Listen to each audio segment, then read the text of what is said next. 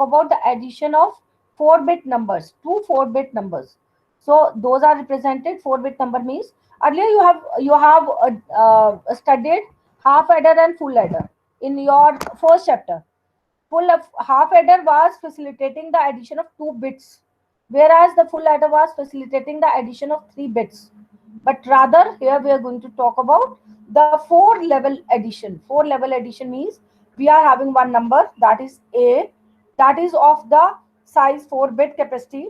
Another number we are saying B, that is again of the 4-bit capacity. So that's why that will be performed with the help of the 4 full adders. Full adder means at the moment full adder, what it does, it facilitates the addition of 3 bits only. 3 bits means what kind of the bits it's going to add. Basically, it's going to add A naught, B naught, means here we are going to talk about, as well as the previous carry. We are assuming some previous carry is 0, so that it will be facilitating the addition of these 3 bits. So these 3 bits will be added with the help of the built-in circuit, small built-in circuit, small unit of built-in circuit, full adder. So it will be facilitating the addition of these 3 bits. Similarly, some kind of the, as a resultant of addition of these 3 bits, some of the carry will come out of this full adder, and that will come out to another full adder. And then if now we do talk about the addition of the next level, next bits, that means now again we are going to talk about the addition of 3 bits, A1, B1, and then C1. That again will be performed with the help of the another full adder. So whatever is the size of complete A operand, say it is a 4-bit operand. Similarly, B operand is again of the 4-bit operand. So what is the size of, as per the size of the operand, accordingly those many number of full adders will be used. So that means if we do talk about that 8-bit binary adder we are going to talk about, then that means separately 8 full adders are being required in order to facilitate the addition of 2 operand of the size 8 bits or 16 bits. But here we are going to talk about the 4-bit binary adder. 4-bit binary adder will be facilitating the addition of 2 operand A and B of the size, each of the size 4 bits. So here how many full adders will be used? 4 full adders will be used. So what is the function of full adder? In order to facilitate the addition of 3 bits at the moment. And here, what are the 2 bits? A naught, B naught, A1, B1, A2, B2, A3, B3. Like this kind of the example we can take. Suppose here, let me make use of suppose this kind of a say if I make use of whiteboard.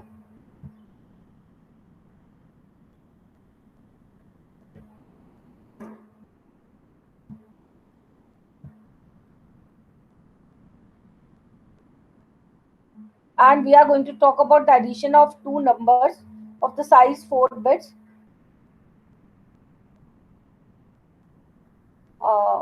Say we are having these number 1, 0, 1, 1. So it is a number A. A is equal to 1, 0, 1, 1. Similarly, if you do talk about another number, say it is 1, 1, 0. Say this is another number.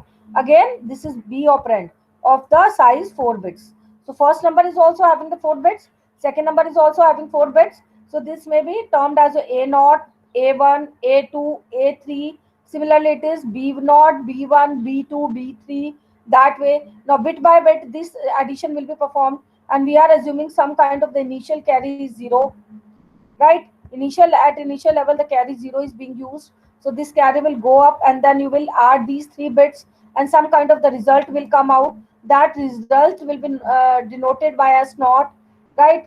So it will be 0, and this one, some carry will be generated. It will go this way. Again, these 3 bits will be added. So how this kind of the addition will be performed? That I mean to say. So that will be performed with the help of the built-in circuit known as binary adder, right? So that way A naught, B naught, and C naught are being added, and the carry is being generated. That will be carried forward to the next edition, and the sum of the result, summation, some result will be come out, and that will be termed as a S naught, then S1, then S2, then S3. That ultimately will be known as a final result, and some final carry will be C4. So C1, C2, C3, C4 will be the intermediate carries. So that way it will work. So you have to draw this kind of the diagram, and you have to describe this diagram with in between 3 to 4 lines, right? Sometimes in exams comes of you have to draw this diagram and you have to give the explanation, and this question comes of 5 marks. Similarly, now we come to the binary adder subtractor. One more complex diagram is here, that is called as your binary adder subtractor. It will facilitate the addition of n-bit numbers as well as the subtraction. It will work in both the manners for facilitating the addition as well as the subtraction of two numbers. And what is done in this case? Here, one exclusive OR gate is being added in along with the this full adder, that each of the second operand is being going through that exclusive OR, and this is again exclusive OR gate is being added.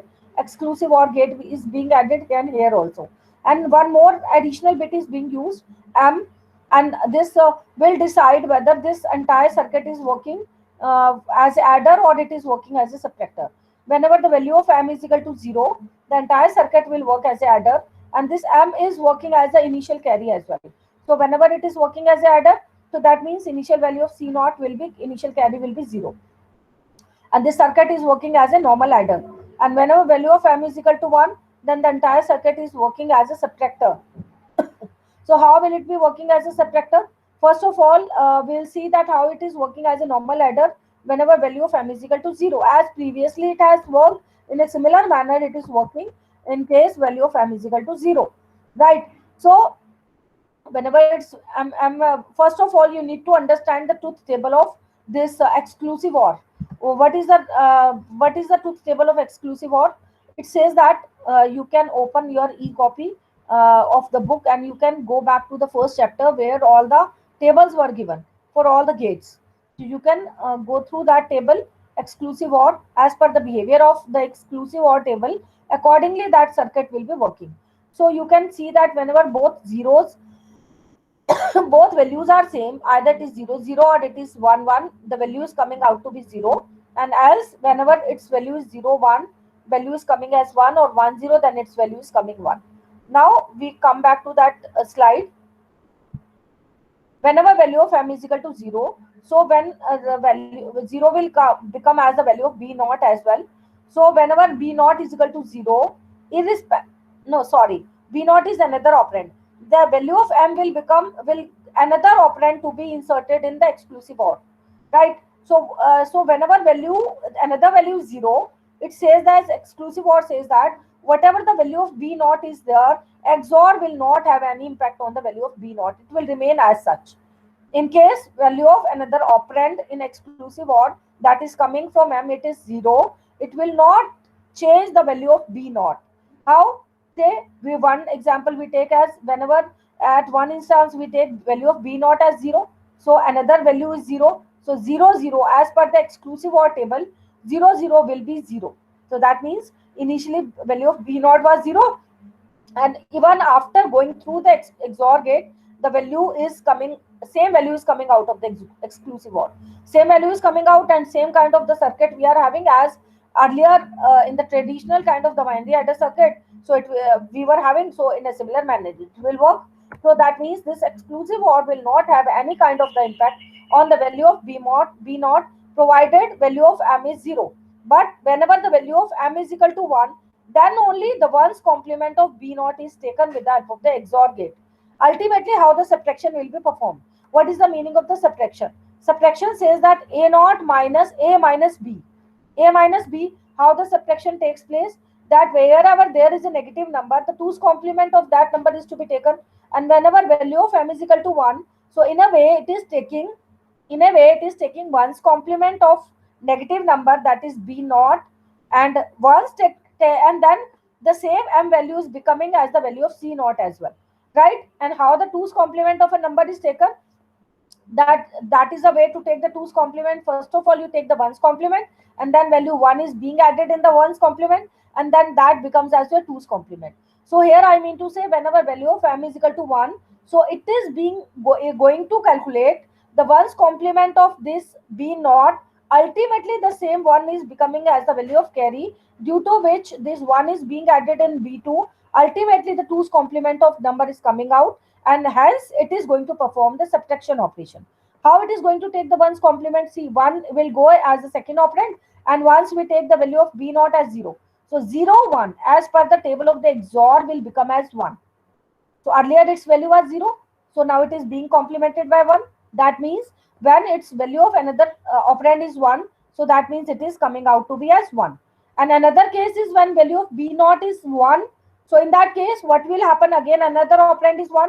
1 in case of 1, 1 as per the truth table of XOR, it will become as 0. So that means it started with 1 and was 0 was taken. So that means again one's complement is being taken, and on that side from the carry side it is coming out to be as 1. So this value will be added as in 1. So that means 2's complement. This 2's complement ultimately will added in a naught. So that way the subtraction operation will take place. So this is the way that how the binary subtraction happens. So it is extremely very important question from the exam point of view. If you go through the back exercise or you go through the previous year question paper, generally you will find out the same kind of the question.